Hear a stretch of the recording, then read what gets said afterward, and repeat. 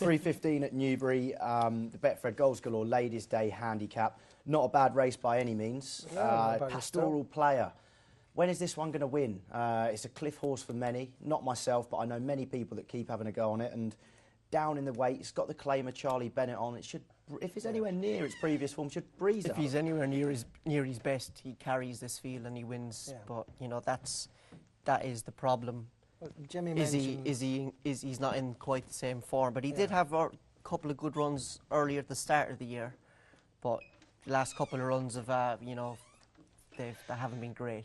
Jimmy mentioned that you can't call Peddler's Moon a monkey.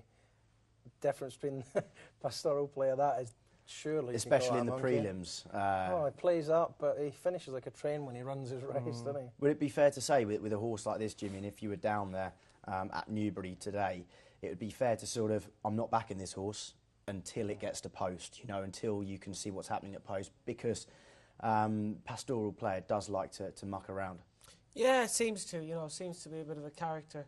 But, a law unto himself, you could say. A law unto himself, like a lot of us. Yeah, you'd have to watch him and see what he's like in the paddock. I mean, sometimes young claiming jockeys like Charlie Bennett rides today, sometimes claimers get on well with these awkward horses because they treat horses, any horse they ride, like it's a superstar. So, and I think sometimes that is the key to tricky horses like this. So that could be a little, a pointer. Even though he rode him last time, it didn't, it was beaten. It was 12 Dove, 17, beaten 6 lengths or whatever. But watch him in the paddock and see what you think. I think Charlie Bennett's worth 7. I think he'll be coming down to 5, not maybe another season down the line. He's actually banged in a winner of late and looks a decent prospect in terms of an amateur jockey at the moment. See the Storm. That's one that's been popular in the tweets, as well as Farlow. Where do we split those two? Because they're popular in the betting as well as our Twitter competition today. I would have tipped Farlow over See the Storm initially, but I don't think the ground will be ideal for Farlow, to be honest. I'm not completely ruling the horse out, but See the Storm won 3 of the last 4. Always just seems to do enough. Gone up £5 for his latest win. It could be quite harsh, but as Jimmy says, they are pack animals, and perhaps he's one of those that just get their head in front and just wants to be with his mates at the end. See the Storm, although nail-biting in many finishes, is really the punter's friend. This horse, See the Storm, returns £12.55 to the single £1 profit across the whole of his career stats. So if you've been a See the Storm fan, you've certainly been in the money at least. Farlow disappointed for backers of him in the Thirsk Summer Cup when well fancied.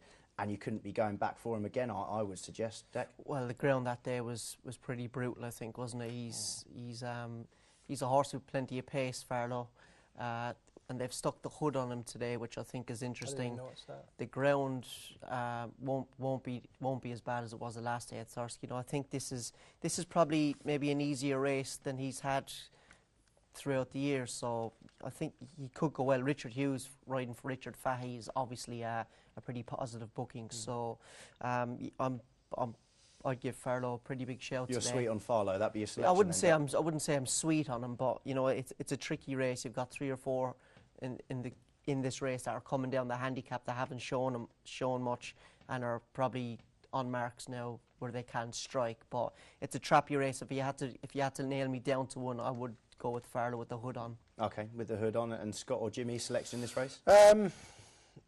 There is an each way selection which I think Jimmy might have tipped up the session, but I like Accession myself. Finished like a train last time at Goodwood, finished 4th I think, given way too much to do.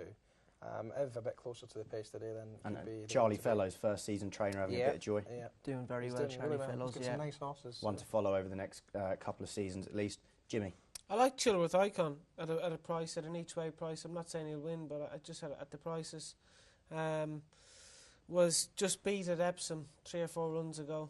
Probably should have won, I felt, that day as well. Or at least, not should have won, but I don't think he should have won, but ran well enough to be well up there, If he runs to that form, he'll be hard to beat. He doesn't win very often, that's my only worry, but he does run some good races, do you know what I mean? Like he's been 2nd, 3rd, he's been placed in slightly better races, I would have said, than this. And will a Newbury Straight, I don't suppose, but will a Newbury Straight suit this horse better than obviously what we do expect out of that big left-hand hooky turnaround? Yeah, but Epsom, the sprint track is straight. It's not round the bend, So it's more the undulations. Over 6 though, they're still starting the corner. Yeah, but it's not. It's the finishing part of it. You know, as you said,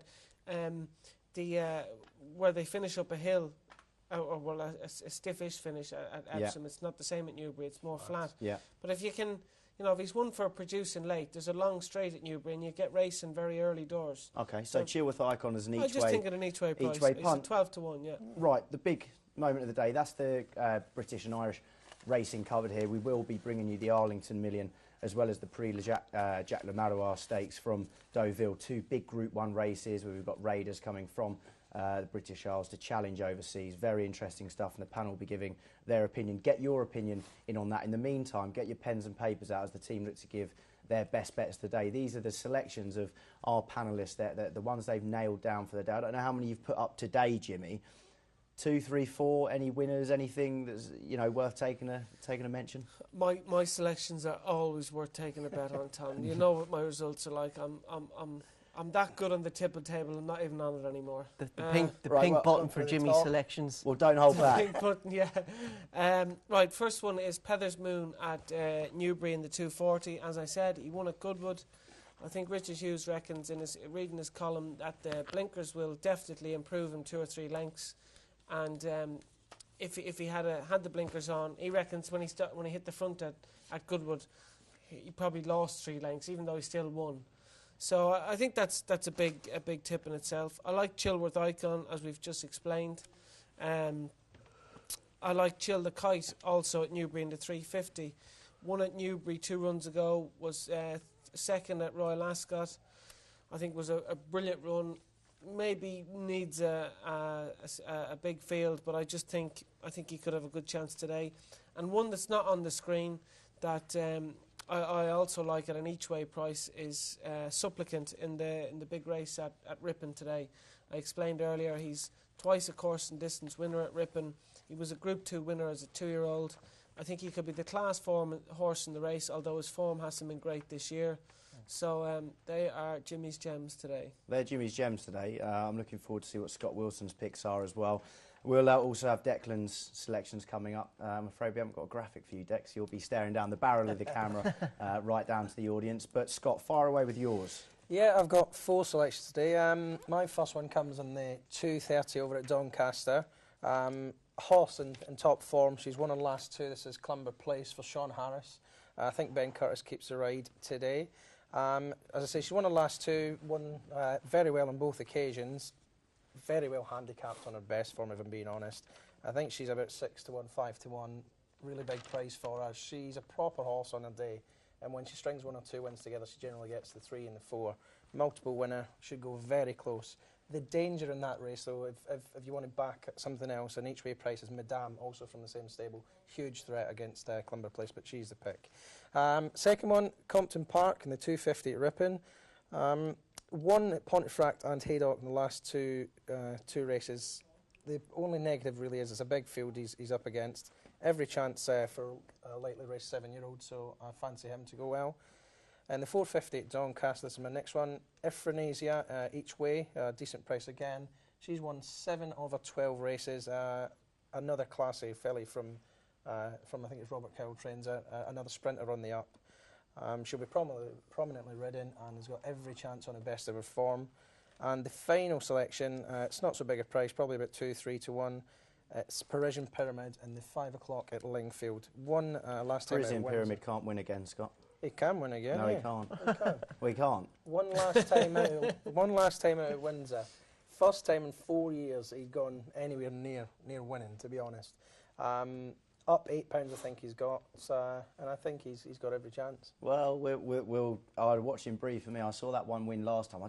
2 on the bounce for Parisian Pyramid. No thanks. You know these horses, they take forever to win. He's won one in 4 years, and now he'll be on a... And I must say, hats off to Lee Carter, who seems to be turning some older horses, your Benalongs, your Parisian Pyramids, round again to get some success. Keep your eyes on Lee Carter over the winter. Great trainer on the all-weather.